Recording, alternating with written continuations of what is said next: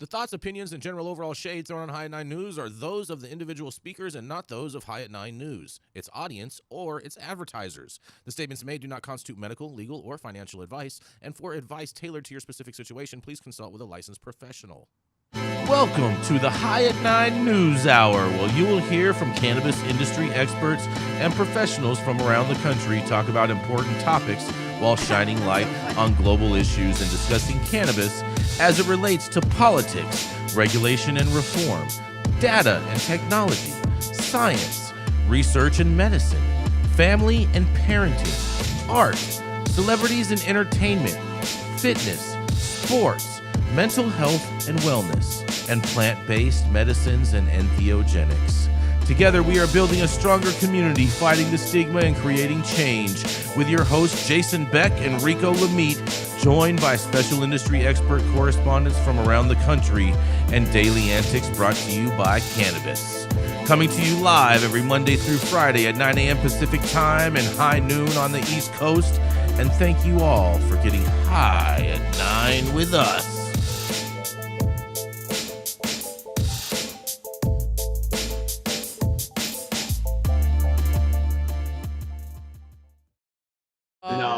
Yeah. Good morning, everybody. That's right. It is Tuesday, August 20th, and today is National Accessible Air Travel Day, you guys.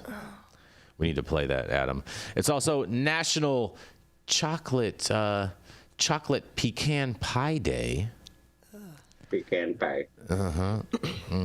And it's also National Radio Day, you guys. You know what else it is, Jason? It's my mommy's birthday. It is your mom's birthday. Happy birthday, Jenny's mom. Happy birthday, my mommy. Thank you all for joining us and getting high at 9 with us. It's also high noon on the East Coast. And please remember to like, share, and subscribe to us on all social media platforms. You can look up above or down below to see exactly where we live on the internet. And we are live every Monday through Friday on YouTube, Rumble, Twitch, Twitter, Instagram, Facebook, and on our very own website at www.highat9news.com. So thank you to everyone joining us from any one of those platforms. But, oh man, kicking it off first, that's right, we have the dope dad himself, Mr. Rico Lamitte, the happy cabbage specialist, the baby daddy specialist, and, of course, the professional diaper changer. That's right, it is none other than the dope dad himself, Mr. Rico Lamitte.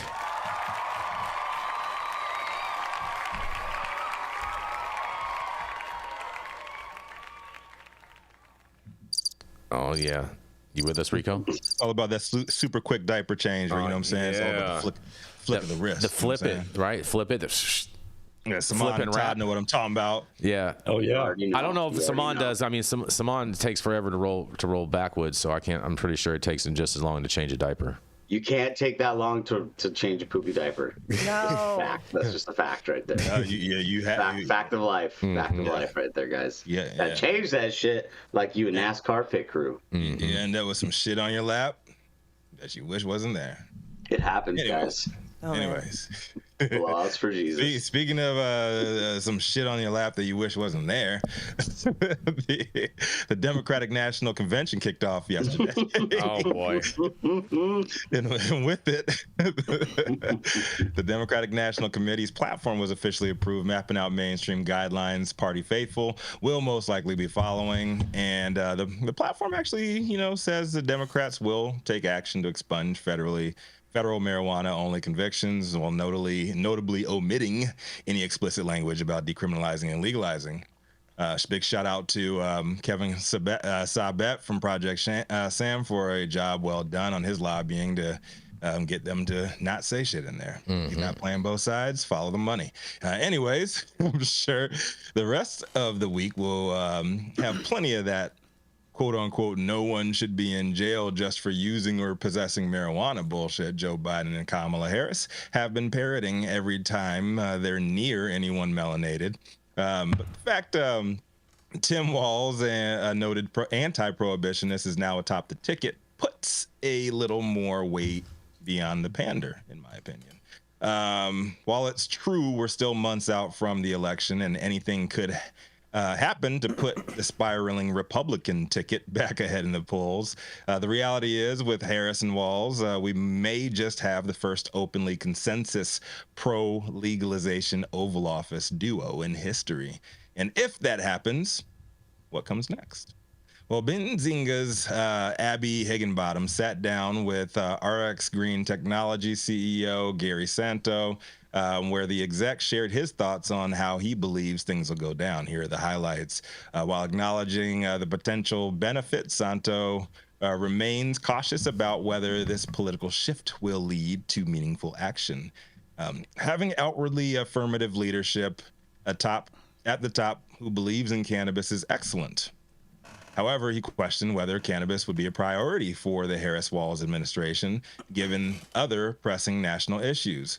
Will cannabis be one of the platforms they prioritize, or will they delegate it to the rest of the government, as we've seen with the Biden administration?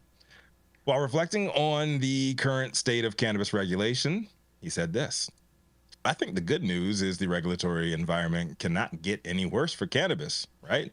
So it's not only going to get better, he said. However, he emphasized that progress may be slow as other priorities could delay significant changes. On rescheduling, he thinks that the process will be long and drawn out. I think we saw the whole rescheduling announcement that there was a little bump, but the market gave a lot of that back because I think everybody realized that whatever comes out, it will take time to implement. Then he gave the usual Chad Zinga boring yet tried and true take on investor confidence. It's all about focusing on fundamentals. Here's what he said: investors should focus on strong operators who are succeeding despite the current regulatory challenges. Higginbottom said that, right? What's the fucking point of an interview? Higginbottom said that Santo pointed out that initial excitement around political developments often fades as the realities of implementation set in. It's not like something is going on that's going to make cannabis illegal where it was once legal. That's not going to happen. And an otherwise boring interview with softball pitches all hit the infield's feet. I think the question about how a Harris-Walz ticket would handle things is legit, right? So that being said, we've been the most pandered to yet ignored social issue in politics for nearly a decade now by both sides. While everybody in the industry knows how important cannabis is and can be to the economy, to people's health, to people's freedom, it seems as if cannabis has fallen into the traditional role of Black women's support for the Democratic Party. Oh boy. Only important when they need the votes. Well, maybe if a Black woman's in charge of the whole damn thing, it'll actually happen this time. I doubt it. Maybe. I personally believe that the Democrats win. We'll just get 4 more years of the lip service without much action. So I actually do agree with a bunch of Gary Santo's non-answers here. But here's the thing, man.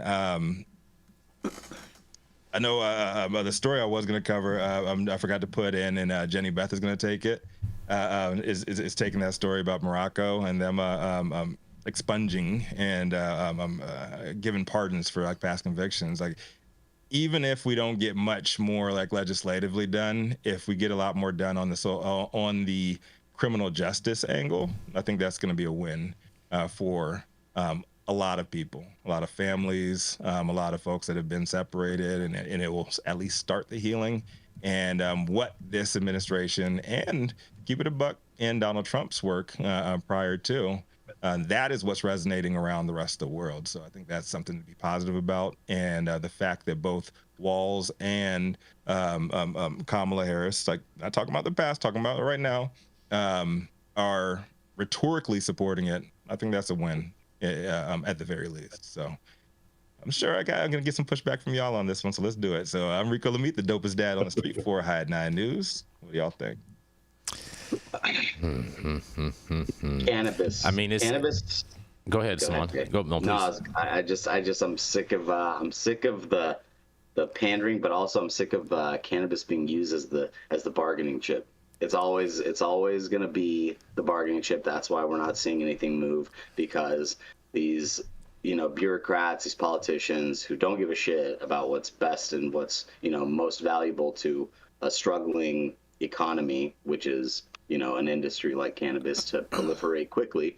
We're gonna see it always on the always on the hearts and minds tip and never on the getting shit done tip. So, you know, I think we all know what time it is. Everybody in the United States that's a, you know, a savvy entrepreneur is, you know, pivoting, and they're, you know, making the best with what they have, but the government's not helping us, and you're just creating more dissent throughout these industries. Isn't every piece of legislation, though, a bargaining chip? I mean, every one of them is. I agree with that, but at the same time, at least he was somewhat honest. He was like, hey, rescheduling is going to be a long, drawn-out process, yada, yada, yada. And in all reality, there's going to be a lot of things that probably get in the way, so don't expect any of us to act on it anytime fast. So he's just, at least he was telling the truth on that, because we know that the Democrats are just going to use this issue to just gaslight the public and like, yeah, we're going to do it, and then never do it. It's the same thing we had with Obama. Jenny Beth? I mean, I think we need to be... As a black woman, I just have to ask you, like, directly, like, was I spot on with, like, you know, the black women supporting Democrats getting in office and not getting anything out of that shit, like every fucking election? I'm not saying you, obviously, you're not a Democrat, but the pandering to the black women at the last minute to get in office. You mean having Meg the Stallion perform at her speech in Atlanta was pandering? Oh, damn. Or no, I think like literally Joe Biden saying you're not black.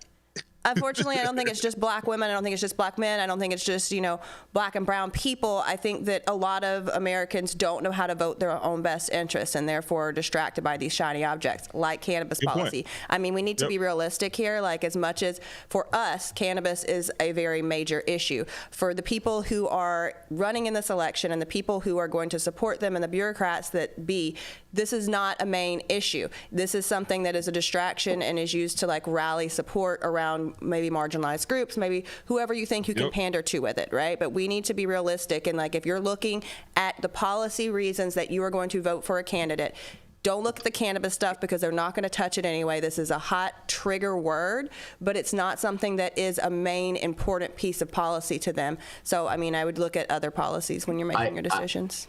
I think Megan Thee Stallion was just there to improve the relations with Japan after, you know, we didn't go to the Hiroshima. Time for the twerculator. I don't know. Yeah, I'm surprised. Yeah, that's a good point, Jenny. I'm surprised they didn't have the twerculator come out there. I mean, at least he didn't have a racist. At least she didn't have like a racist ex-pro wrestler on stage ripping his shirt off. You know what I'm saying? Like. Right. Brother. Let's give it a buck. Sir, hey, all you Hulkamaniacs. The tapes are still out there on the internet. I'm not taking I'm not taking any of that. The tapes are still out there on what Hulk Hogan. That's total bait. You were asking me about pandering to black women, and I think that's what having a Meg the Stallion concert to gain numbers for your rally is, you know? I 100% agree. I 100% agree with you. Look at that. Shout out to the home state, but you guys got guys. Hulk Hogan was pandering, and Hulk Hogan and Kid Rock were pandering to white trash. Yeah, probably. Did it work, Todd? I'm kidding. I don't know. Damn, shots fired. Wow. Yarrow, you've been pretty quiet this morning. What's going on? Did someone got your tongue? No, I'm letting other people get a word in edgewise while my third cup of coffee kicks into my limbic system. Yeah. I think these pundits are covering the different perspectives on this pretty well without me. It's hard to admit.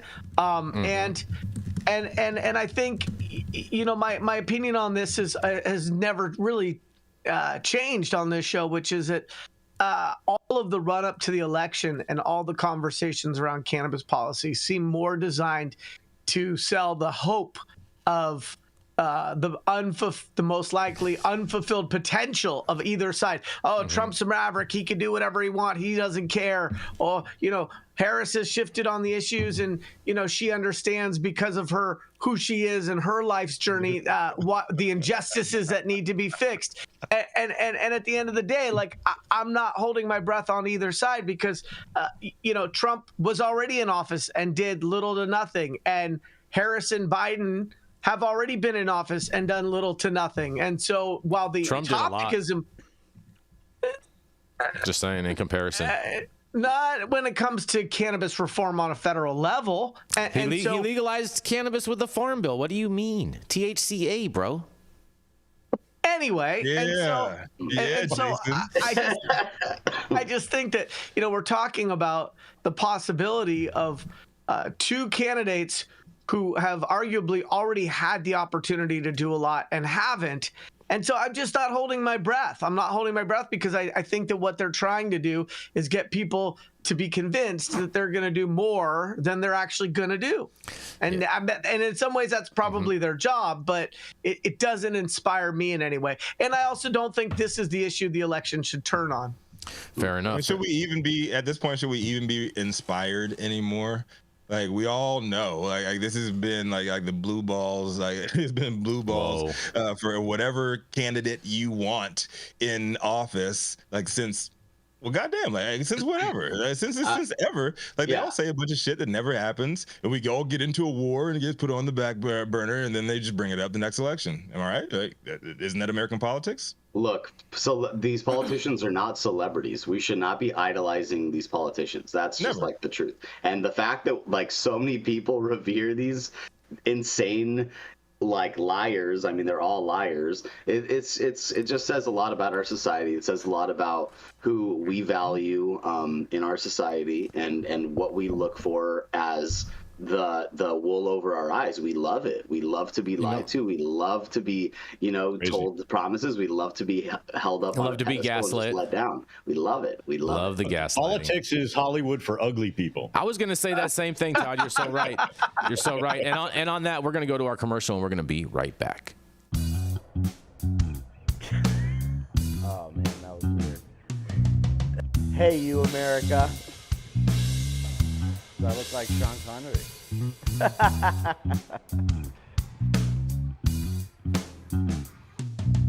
Good morning, America. Saman Razani coming to you live from sunny Los Angeles, California with the one and only highest host, Mr. Jason Beck, smoking on the best weed in the world. Did you know that we have an audio-only version of our podcast? You can find it on Apple, Google, Amazon, iHeartRadio, and Spotify. No excuses in 2024. If you haven't checked us out, check it out now. And also, check out what the Prophet's doing in 2024. Now we're back.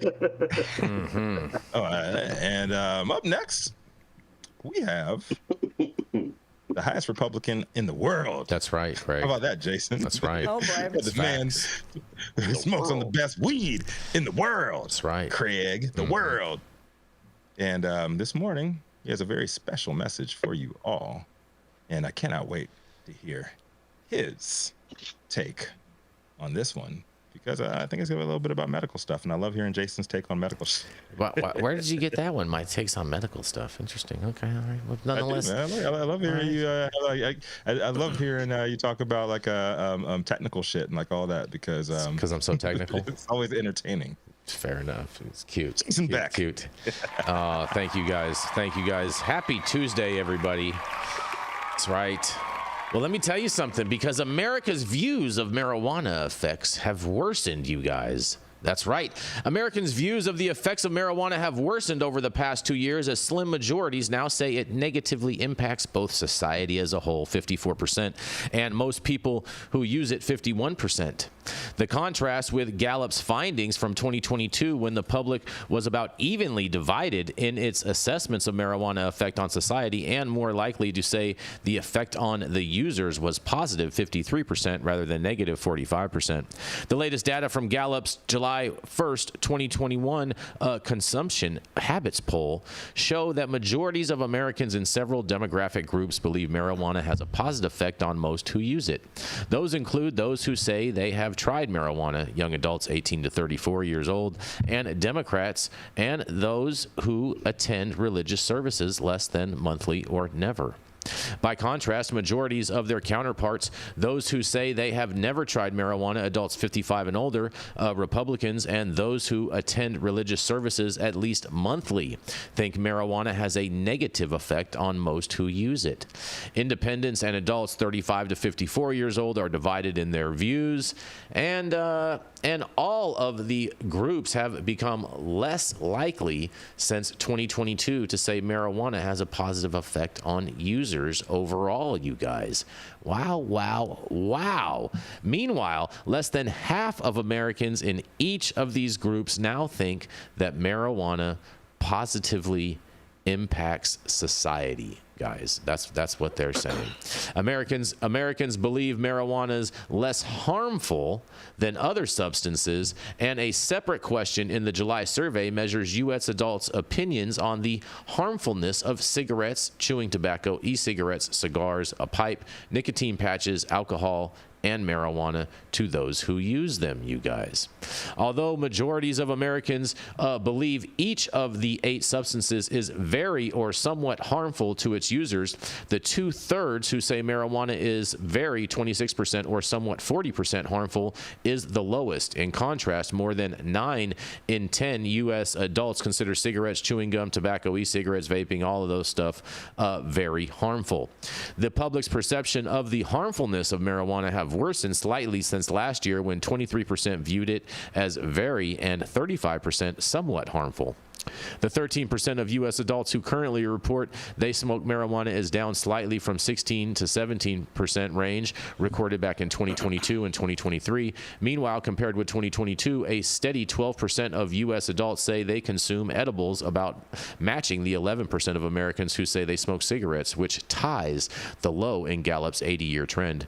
7% of adults use vape or cigarettes, and adults are more widespread, with 58% of U.S. adults saying they have the occasional drink. But the bottom line in all this, you guys, is this: marijuana is legal for adult use purposes in 24 states, and the U.S. Justice Department has recently begun the process of reclassifying marijuana as a less dangerous drug, although U.S. adults are less likely to call marijuana harmful than to say this is about 7 other substances. Slim majorities now believe marijuana has negative effect on its users and society as a whole. Overall, you guys, man, what? I think this is just more gaslighting. I don't believe any of these polls or any of this stuff, because they're even trying to say that Kamala's winning, so why would I believe anything that these guys are trying to tell me? But nonetheless, I can't wait to hear what you guys have to say about this. It's gassing up. This is exactly why I said I love when you talk numbers and shit, Jason. The only negative effect on weed is when I'm out of weed. Okay, that's the only negative effect of weed.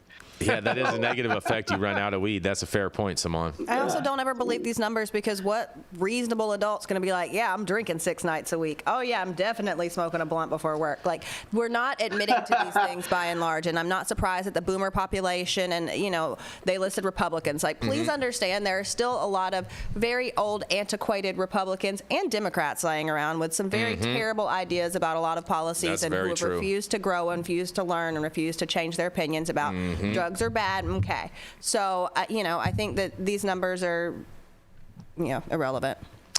Go ahead. Here's the thing, y'all.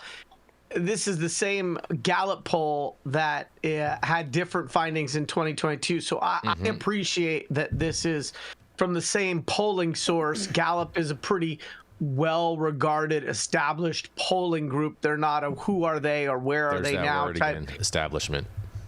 Established, not establishment, but I think they represent a potentially a more credible source. The thing is if you look at these numbers and you read between the lines on this, the percentage of change is not substantial.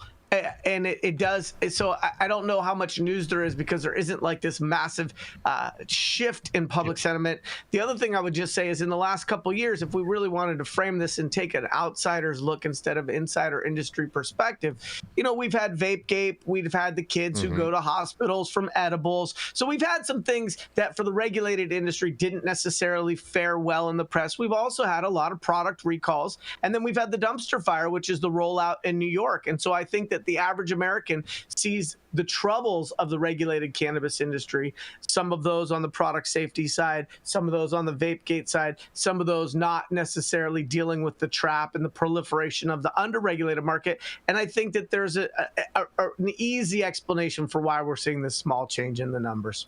Hey, Yarrow, I would like to add to that. I believe these numbers, and the reason why, like, we have all these emerging market states, and a lot of them are from conservative states. Well, you know what I think it is? There's a lot of anti-cannabis sentiment still coming out of those states as they slow roll out. So I have no problem believing these numbers. You believe 7%? neither. You believe the 7% of vape numbers? I don't. That's like way too low. Everybody vapes. That's like literally there's so much missing data there. I mean, I don't know if I believe these numbers per se, but it's also how many people are telling the truth. What's the actual amount of people that are Look, there's always a margin of error in every survey, right? Yeah, excuse me. I should rephrase that. I don't believe the numbers. Here we go. I think the numbers are believable. Flip flopping. Yeah. Go ahead. Yep. Go ahead and say that shit. That's fine with me. That's fine with me. I'm saying like I think the numbers are believable. We all know you're good with flip flopping, Rico. We all know that. No. Listen, in between eviscerating the dopest dad on the street, let's also remember that the question was not granular enough for those of us who have participated in the regulated industry. Mm-hmm. When they asked the question about whether marijuana negatively affects society, if they do not distinguish between the regulated industry and the unregulated industry, then let's be real for a second. Dispensaries are getting robbed. There are headlines that don't perceive well. We've got the Asian murders in Oklahoma related to, slave laborers working on regulated farms. So I just think that, we have to think about the simplicity of those questions and the way that's going to sort of give us more of like a broader catching, sort of just general sentiment. I think that the cannabis industry, over time, I think these numbers are going to shift back, but we've had our problems. We've had our setbacks. We've had, as an industry, some body blows. And so the average American who's not in the industry, for these numbers to skew in one direction a little bit temporarily, I don't think it should be surprising. Well, I think but do you think mainstream... Who fills these things out? These are going to be people who are sitting at home, probably boomer age people, like, the same people that are trying to get, what's that sweepstakes, the Publishers Clearinghouse? Right? So, like, looking at the percentage of the people that are taking this and the population that we're actually polling, I'm not surprised with these numbers. And yeah, your grandma's probably not at home hitting her geek bar. I wonder if a lot of this, if a lot of this, this sentiment that they're expressing is because of the rapid decay that we've seen in a lot of our democratically run cities, with homelessness flourishing throughout all of these places, and that being a reflection of people's perception of cannabis. No.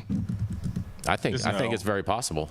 I mean, look, like if you're going to get to the socioeconomic level of that, the places that legalize first have been overrun and, by that's what I'm saying.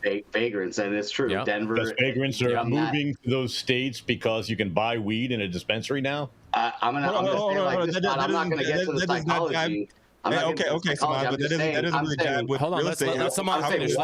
Let Saman finish. Okay, look at Washington, look at Oregon, look at California, and look at Colorado, just as a small percentage of the states that exist. I don't think you can make the argument that that's not correct, but I don't want to say the cause or whatever, but cannabis legalization was the catalyst was of the movement. So maybe you can go back as far as Occupy Wall Street and say that's what the start was. Well, that was the real catalyst, and then the proliferation of cannabis laws in Colorado, Washington, Oregon, and California have created the environment. I don't know. I'm not a politician to sit here and lie to everybody, okay? But what I am is someone who's observant and aware, and I think we can all draw the same conclusions. Go ahead, Rico. I would say. But what about the real estate market? All right, so everywhere that cannabis has been legalized, we've seen at least a 5% jump in real estate prices. BlackRock. Just the amount of people, the sheer amount of people moving to those states. Colorado had a ginormous boom. Same with Washington. Same with California. Same with I can't say for sure in Oregon, but these are realities. These are economic movements that translate into people coming, into developers developing, into more businesses, into more resources, and more revenues being generated in those states. All right, we got to keep this train rolling. We're going to roll right on in to the man, the Sebastopol sage himself, Mr. Yarrow Kubrin. He's the man who loves to monkey around, but has to have someone pick him up to reach the monkey bars on the playground. That's right. It is none other than Mr. Yarrow Kubrin. Yeah, Koobs. Oh, man. Pick me up. I want to reach the bars. The problem is I'm on here 2 days a week, right? So you're gonna get some comeback, right? Like I'm with it. There's a bullseye on your back now. Okay, I'm with it. You can come beyond tomorrow if you want, Yarrow. What? Bullseye on his back? Yeah. Just from today, Yarrow. My feelings are so hurt. Good morning. High at 9 News viewers, Tuesday, August 20th. Thanks for tuning in. My article today is about cannabis companies in California pivoting into hemp. So without further ado, hot off the press from John Schroyer, who has been pumping out some pretty decent content. I love to disagree with the guy, but he's been on a tear, and this one I think is a great read. In Green Market Report, published yesterday, hot off the press. Glasshouse Brands weighs hemp entrance. The company says it already has underutilized greenhouses that could easily be converted to hemp. One of the biggest names in California marijuana cultivation, Glasshouse Brands, is actively considering getting into the hemp sector, the company leadership revealed during its second quarter earnings call last Tuesday.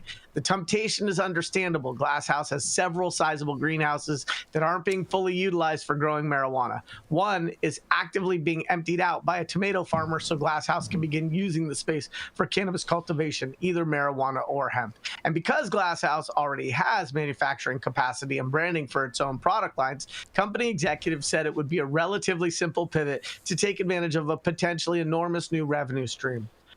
We are actively having meetings with large distributors of hemp-derived cannabis, and we are considering DTC or direct-to-consumer products shipped from our farm in Southern California directly to people in the states which legally allow it, Glasshouse CEO Kyle Kazin said during the call, while emphasizing that a final decision has not yet been made. The business benefits are obvious, including the ability to ship across state lines or even internationally, a lack of federal 280E tax burdens on hemp products, and basic diversification as the California marijuana market continues to struggle with pricing pressure and the competition from the underground market, as well as from the same intoxicating hemp goods that Glasshouse is considering producing. Marijuana prices have continued to tumble in recent weeks, CFO Mark Vendetti said, with wholesale marijuana prices having fallen below the lowest level seen in 2023. We think that the current level of flower pricing is approaching an economically unsustainable level for many growers, Vendetti said. Glasshouse has even revised its expected price per pound downward for the rest of the year from $275 to $280 per pound. I'm sorry, from $310 to $315 per pound down to $275, $280 a pound. That's a powerful motive for any California marijuana grower to diversify, especially when it would take very little effort, Kazan said. What we would do in the greenhouses in terms of retrofit or operations is no different between the two markets. It really is just a different set of regulatory standards, Kazan said. What we're looking at here would give us basically maximum optionality with minimum increased costs so that we can be potentially in both markets at the same time. The pivot could also open up markets that are still closed to marijuana, such as Texas, Glasshouse President Graham Farrar noted. I've seen numbers upward of 7,000 hemp dispensaries in Texas, Farrar said. So the market size is potentially massive. And frankly, it looks more like we would have expected and hoped cannabis to look at this point. Glasshouse would be far from the first major cannabis brand to expand into hemp. New York-based Curaleaf, Mike Tyson's cannabis brand 2.0, and California-based Cookies and Jeter have all made the leap, part of a national trend that has accelerated over the past 2 years.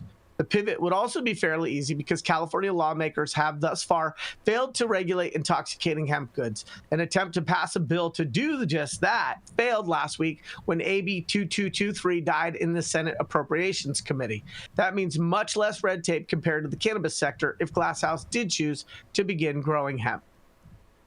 So, I've been covering this hemp stuff here in AB 2223 and the way in which underregulated hemp and overregulated cannabis are intersecting. I would like to hear what my other guests and pundits think and feel about this article today.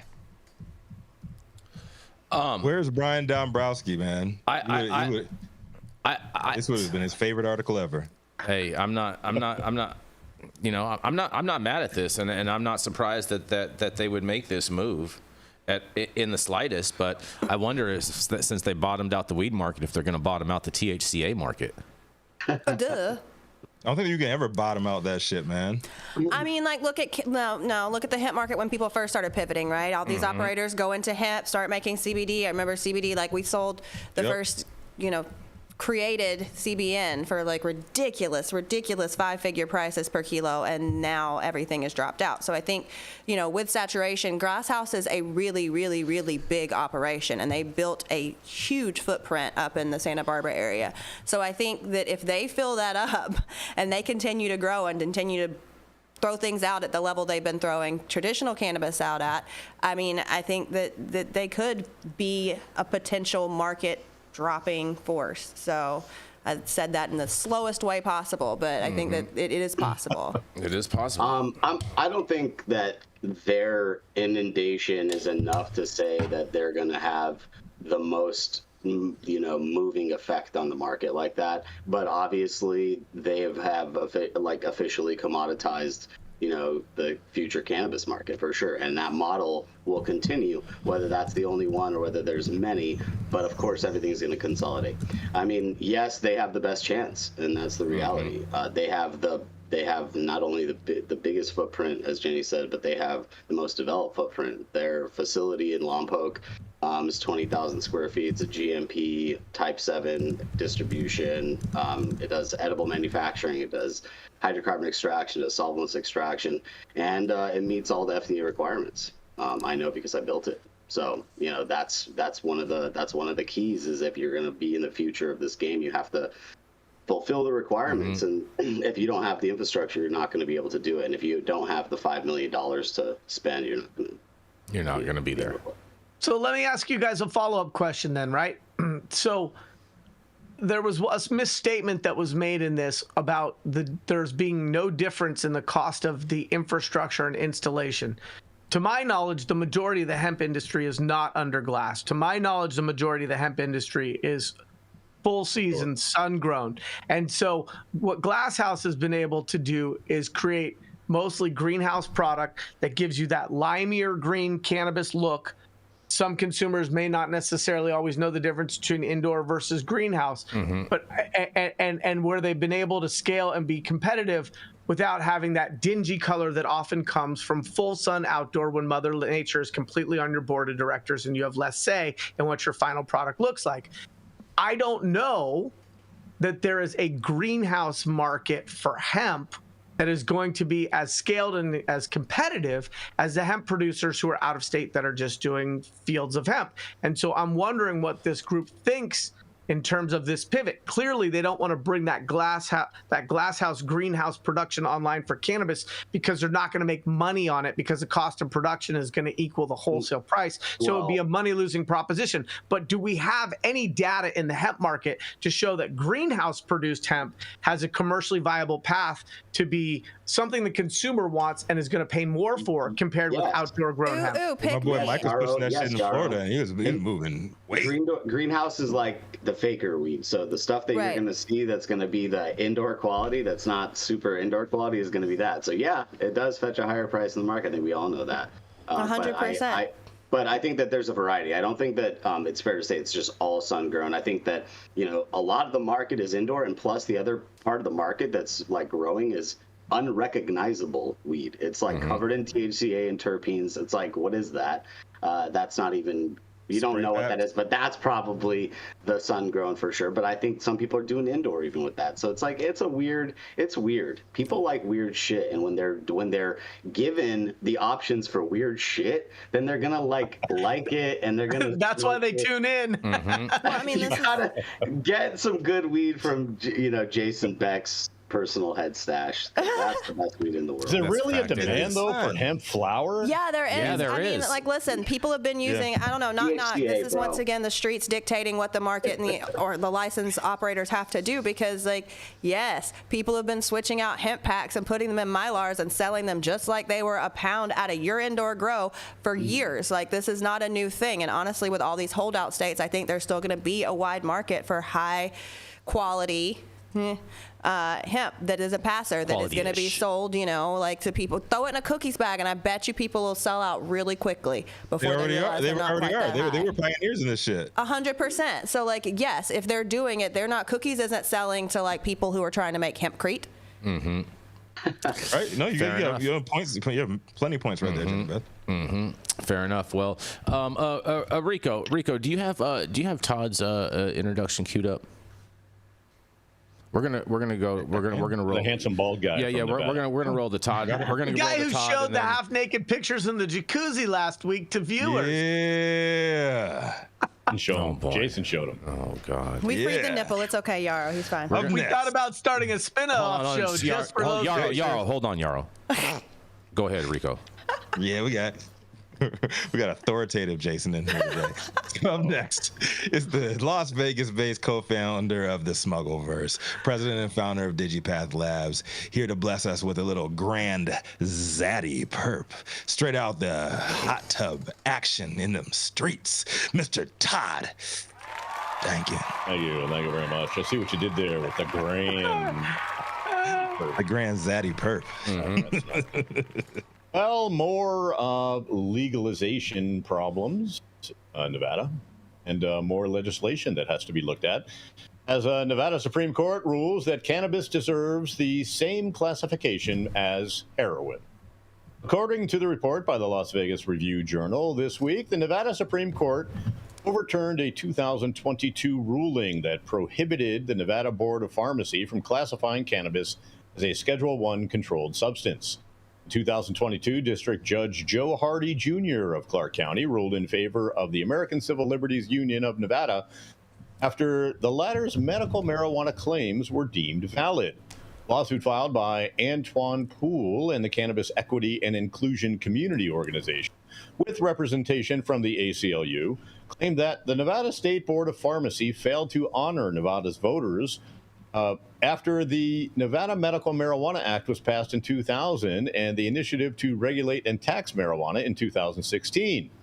Board of Pharmacy, which operates within the executive branch and oversees pharmacies, entities that do not distribute cannabis, lacks the authority to grant licenses for marijuana sales or consumption, as noted by Benzinga's Rolando Garcia.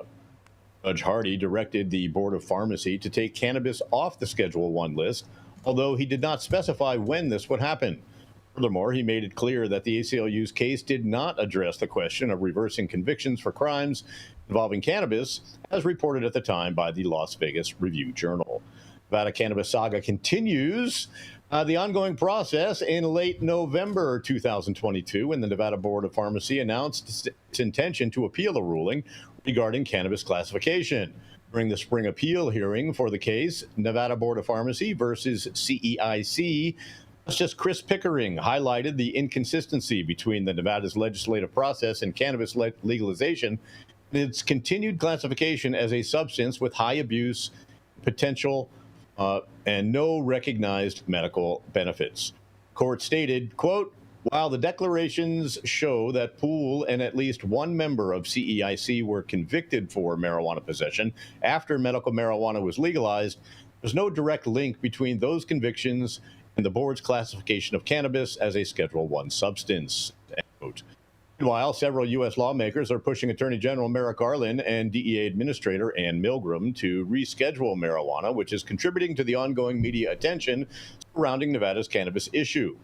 A letter sent to the public last week expressed the senators' support for the request by the DEA to reclassify marijuana from Schedule I to Schedule III under the Controlled Substance Act. ACLU of Nevada has harshly condemned the Nevada Supreme Court's decision to uphold the Nevada Board of Pharmacy's classification of cannabis as a Schedule I controlled substance. ACLU claims that the citizens of Nevada who have consistently shown their support, the legalization of cannabis, have been blatantly disregarded in this judgment. When they passed the Nevada Medical Marijuana Act in 2000, voters recognized the potential medicinal advantages of cannabis. This was followed by the 2016 initiative to regulate and tax marijuana, which made it legal for recreational use. Even though cannabis is legal in the state, the ACLU contends that the court's decision to classify marijuana with drugs like heroin undercuts the will of the people. ACLU of Nevada's policy director, Holly Wellborn, criticized the court's ruling, claiming it perpetuates harmful and antiquated misconceptions about cannabis. Wellborn claims that the ruling ignores Nevada's enormous advancement in the acceptance of marijuana's therapeutic benefits. Cannabis's classification as a Schedule I drug, according to her, is glaringly at odds with voter intent and legislative measures and have expressly recognized its medicinal advantages. Wellborn stated, quote, this ruling not only ignores the will of the people, but also perpetuates the stigma surrounding cannabis, which has no place in a state where it is medicinal and used legally, and it is recognized as a recreational substance as well. Continued disagreement between state-level legalization initiatives and federal state agencies' regulations still categorize marijuana as a narcotic with no recognized medicinal value is further brought to light by the ACLU's criticism. Significant difficulties are presented by this classification for patients, medical professionals, and the Nevada legal cannabis market. Additionally, it makes for a complex legal environment when a chemical that one jurisdiction recognizes as a useful substance is regarded as a harmful drug by another state's regulatory system. ACLU contends that this discrepancy is harmful to people who depend on cannabis for medicinal reasons, in addition to being just plain nonsensical. ACLU is also concerned that this decision may have effects that go beyond how cannabis is classified.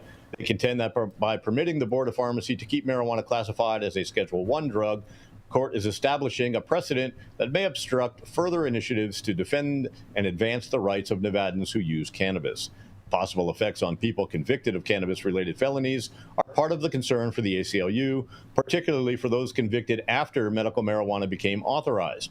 Even while the court's ruling did not specify or address the question of overturning such convictions, ACLU thinks that keeping those people in Schedule I make it more challenging for them to receive justice. Nevada Supreme Court's decision to uphold cannabis as a Schedule I controlled substance has reignited tensions between state legalization efforts and outdated federal classifications. Despite Nevada voters legalizing medical and recreational marijuana, the court's ruling contradicts these legislative advances, aligning cannabis with substances like heroin. ACLU of Nevada condemns this decision, arguing it undermines voter intent, perpetuates harmful stigmas, disregards recognized medical benefits of cannabis. This ruling poses significant challenges for patients, healthcare providers, and the legal cannabis market in Nevada. Additionally, the decision raises concerns about the broader implications for those with cannabis-related convictions, especially after the legalization of medical marijuana. As lawmakers push for federal rescheduling, this case highlights the ongoing conflict between state and federal perspectives on cannabis, creating a complex legal environment that hinders progress and justice in the evolving landscape of marijuana regulation.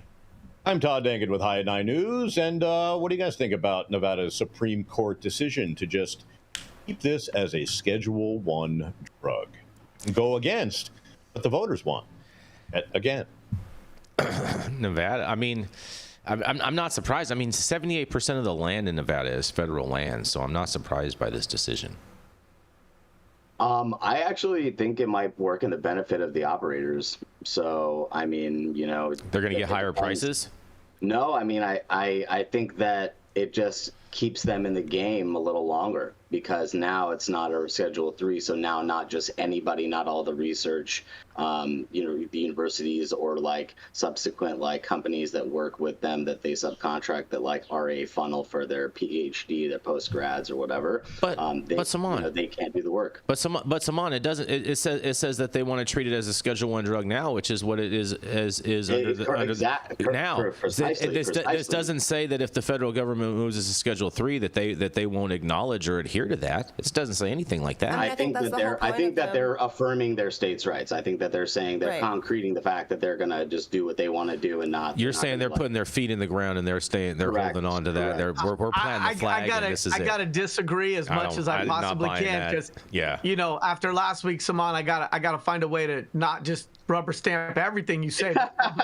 but what I would say is that it doesn't make any sense, right? Because if you're a state program that implicitly is violating federal law and your Board of Pharmacy is already regulating cannabis, irrespective of the fact that it's Schedule I federally, then you can't rely on that federal classification to get your way when you're already violating the federal law by standing up a state compliant cannabis program. So that doesn't make any sense. And saying, well, it's Schedule I is cherry picking when they want federal interference or turbulence or just pushback against what they're doing on state level.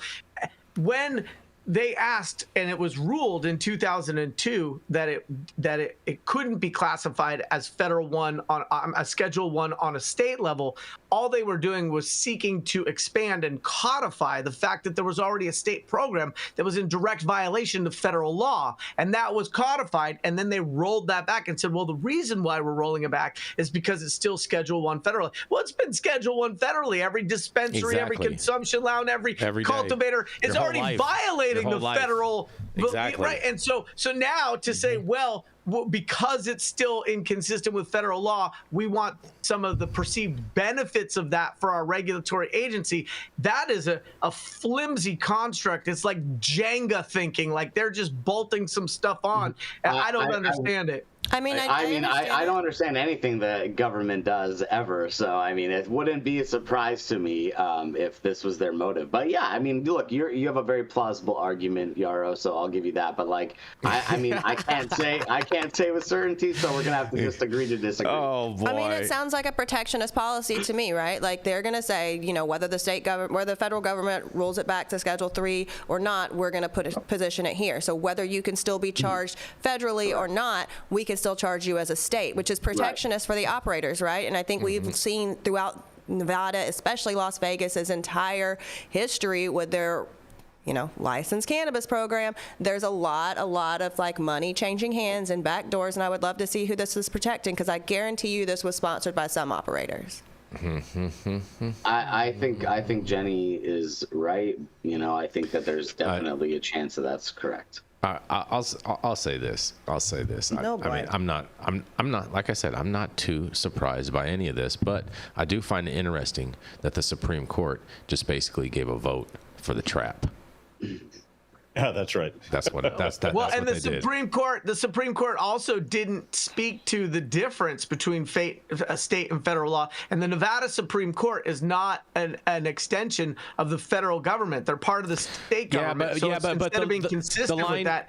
The line that they use, though, in regards with that is that they swear an oath to uphold the Constitution of the state and the Constitution of the federal government, and so and then they go into the federal law trumps state law, and so like there's this whole circle jerk that they do in regards to that. So you can't.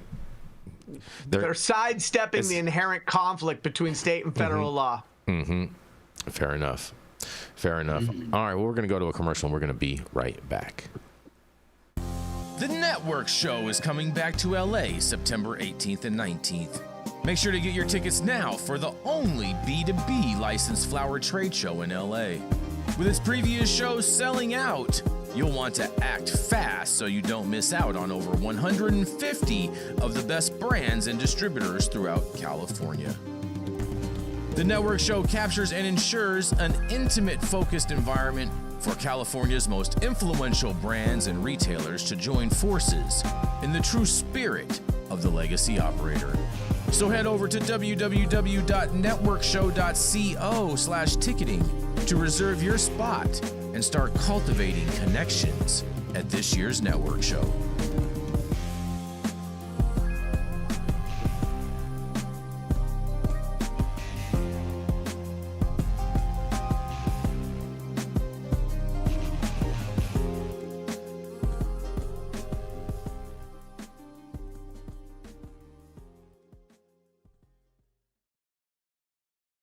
Candace Owens. Yeah, we're back, guys. We're back. We're back.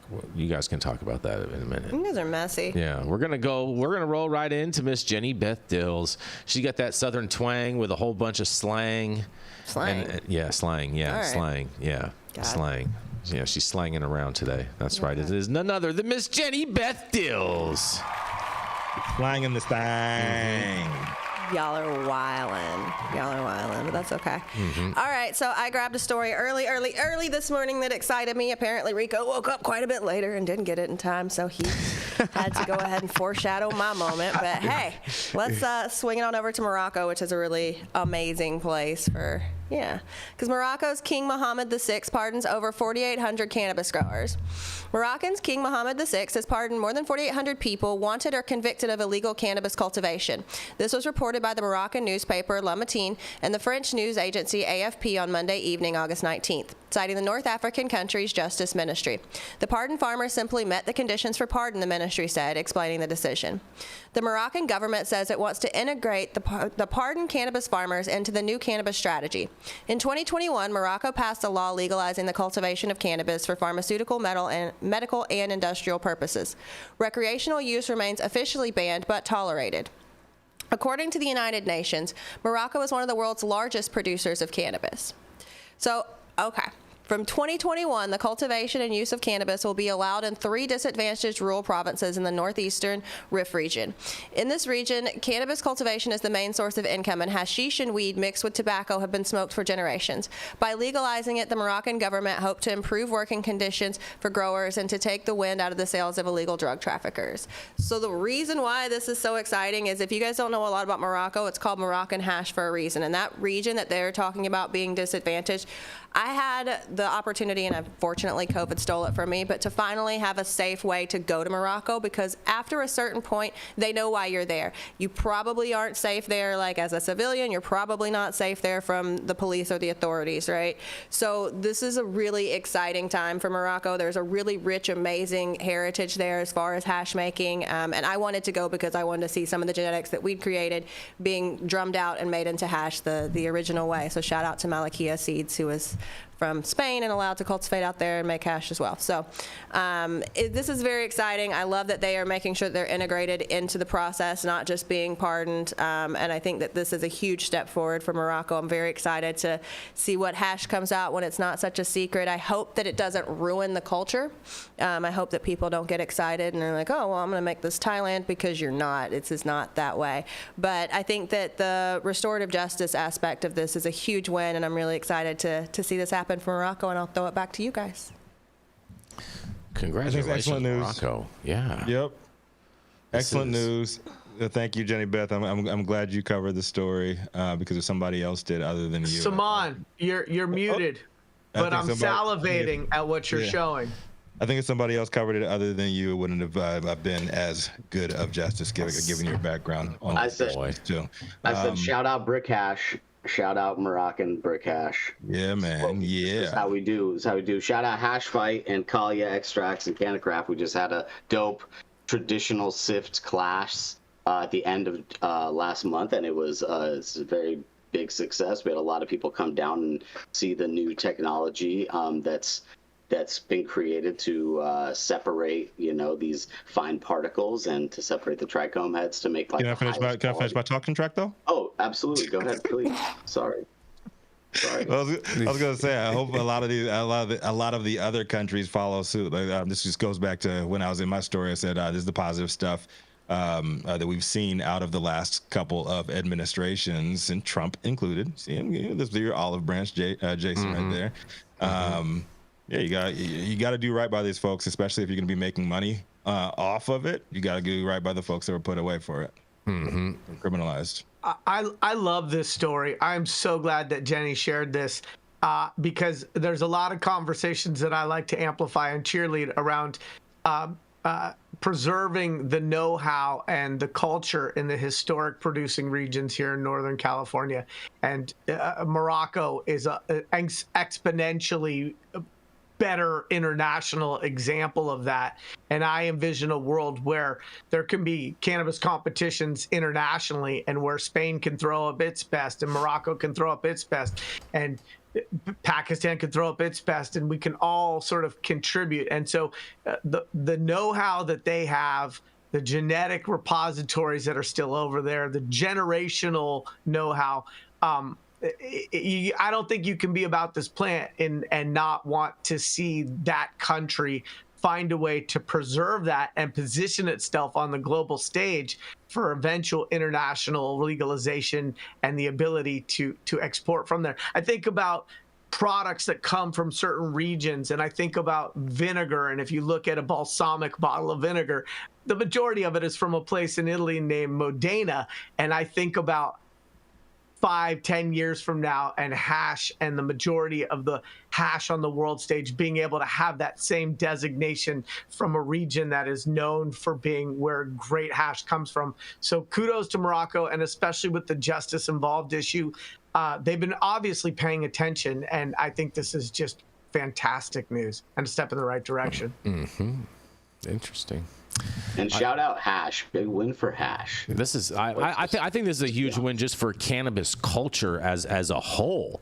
I mean, this is where a lot of roots of initial hash making originated, and just to see that that this area is being protected in this way, I think is fantastic. It's the equivalent of a UNESCO heritage site for cannabis. Yeah. Take that, your Appalachian It's definitely laws. one of them. Yeah, it's definitely one of them for sure. And I mean, you know, it's I think like, you know, the concentration of cannabis production, you know, in Africa, I think, you know, there's other producing regions, but Moroccan hash is specific because of just the aridness and like how they have to harvest and the reason why you hash the product in certain areas. But like, you know, all I can say is, there's going to be a lot of cool things happening with the proliferation of technology and with some really new cool techniques and philosophies on mass reduction of these trichomes from the plant. So, you know, I know our boys in here, Johnny Smash is in our comments. So shout out Johnny and his crew, because they're on, you know, the cutting edge. And, you know, we love to see new emerging technologies in this field, and obviously for the most pure, truest solventless product that you can ever get, which is SIFT. So holla, SIFT hash, make SIFT great again. Wow. Sifting into the future. Yeah. Interesting. You ready? You ready? You ready for the next one? Thanks, Johnny. Hell yeah. Oh my God. All right. We're going into Saman. Okay. Hold on. Next. 15 plus years in the game. He is an extraction pioneer. He is the man, the myth, the legend. Some call him Saman Connery. Others call him the man from the future, or is it the past? Saman Connor. Will he terminate her, or will he be terminating him? I don't know, but he does know how to make post-menopausal women say hello again. Come to the stage. Y'all know who it is. Saman Razani. Thank you. Holla. Much respect to everybody. I got a good article today. Seems like there's some money flowing back to the industry. AFC Gamma provides credit totaling $18 million to 3 cannabis operators. MJ Biz Daily reports AFC Gamma, a real estate investment trust, a REIT, has set up or expanded credit facilities totaling more than $18 million for 3 cannabis companies. The West Palm Beach, Florida-based REIT, which is Jason and I's favorite place, will hold the entire credit facilities for the 3 cannabis companies, which are based in Georgia, Missouri, and Florida. Each facility consists of first lien term loans secured by all assets of the prospective borrower. AFC Gamma did not reveal the interest rates. Gotta be nasty. Don't even want to know. Georgia company leads with $11 million. The REIT committed $11 million, including $4.3 million funded at closing in a senior secured credit facility to private company Q, which holds a Class 2 medical cannabis license in Georgia, according to Monday news reports from AFC Gamma. 4 companies in Georgia currently possess Class 2 permits, according to the Georgia Medical Cannabis Commission's database, but none of the licenses is named private company Q. AFC Gamma did not immediately respond to MJ Biz Daily request seeking clarification on the Georgia company's identification. The Georgia company will use the funding to build a cultivation and processing facility and establish 2 new MJ dispensaries in the state, the release noted. AFC Gamma also committed an additional $5.5 million to B-Leaf Medical, a Missouri-based vertically integrated cannabis company, to expand its existing credit facility. The increase brings B-Leaf's total funding to $26.1 million. Earth City, headquartered B-Leaf, where will use the additional funds to partially finance the acquisition of 2 stores in Missouri, according to the release. The third recipient of the AFC Gamma credit facility is Sunburn Cannabis.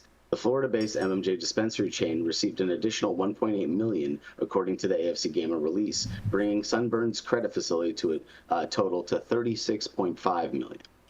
The additional funds will partially finance Sunburn's build-out of 2 new dispensaries and additional low-cost cultivation capacity in Florida. The terms of the credit facility remain consistent with the original March agreement, according to the release. Poseidon also invests in Sunburn. Meanwhile, Sunburn Cannabis said it received another capital investment from San Francisco-based Poseidon Asset Management. Neither firm disclosed funding details. However, in conjunction with the investment, Sunburn announced that the Poseidon co-founder Emily Paccia had been appointed to the company's board of managers. Poseidon is an early investor in Sunburn, having made their initial investment in 2022, the Florida MJ company noted in its release. And that wraps up our story of current funding. So what do you guys think about this? Does this mean that we're going to see more of this? Do you think that it's becoming more attractive, more appetizing to these, REITs? And REITs are, they're investing in real estate. So I think we all know that they're just backing their investment there instead of, betting on the operator. But that's, it's not a small amount of money. What do you guys think? Rico, where you at? Following the money. Always Rico's follow on the mute. motherfucking money. Mm-hmm. Always follow the motherfucking money. Mm-hmm. It might lead you to the honey.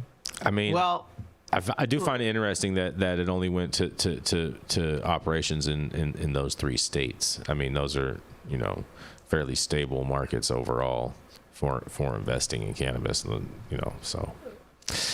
well, not Georgia. That's an emerging market. No, well, I mean, but it's a very limited market. It's a very limited market. It's a limited license market. And so whoever is there is going to be crushing, similar to Florida and the other state that was mentioned.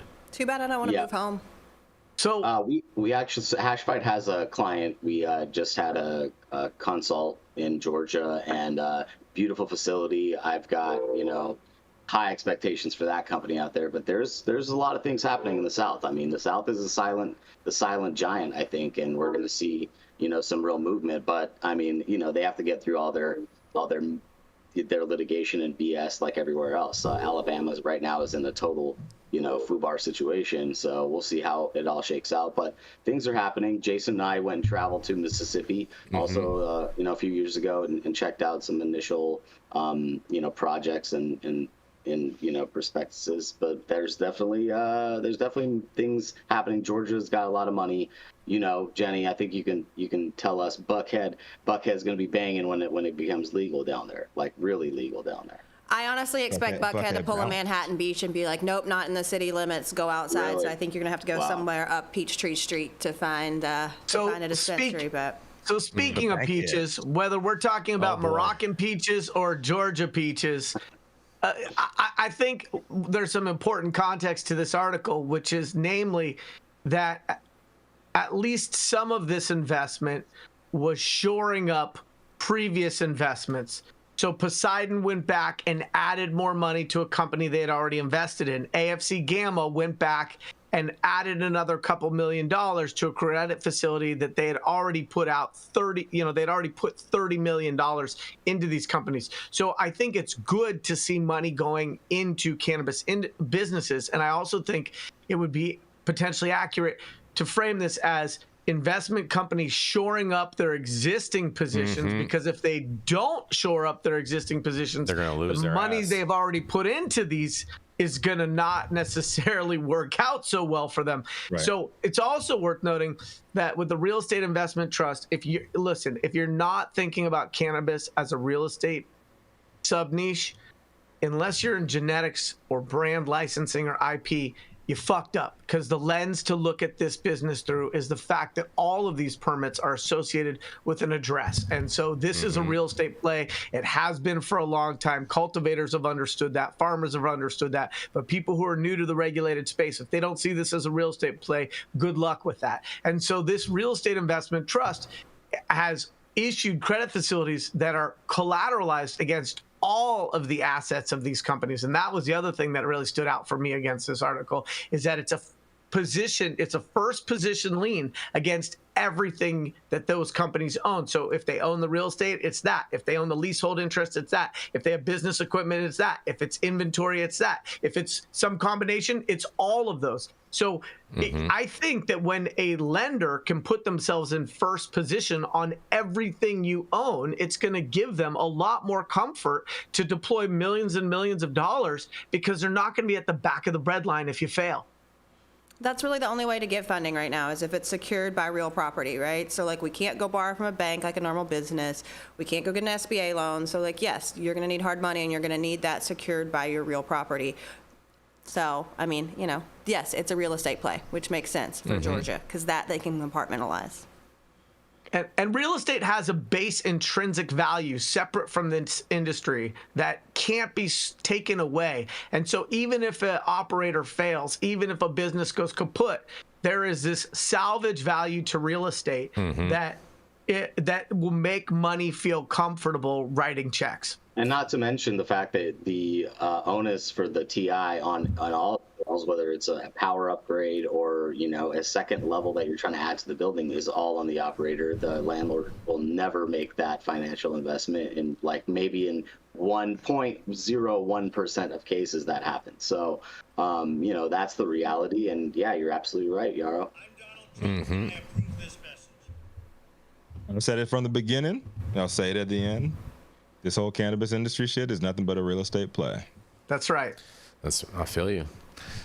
Follow the money. Follow the real estate. Well, and understand that if you're going to be in this industry, if you don't have a great lawyer, if you don't have a great product formulator, if you don't have a great real estate lens, then you don't have a great team. And so it's important for entities that are trying to be successful to understand the positions that they need on their team and fill them accordingly. And if you don't have that real estate lens, then you're going to be coming back going, well, we learned a lot. And I'll say it to everybody out there, man. Like a wise man once told me, you don't have to own real estate to make money off of it.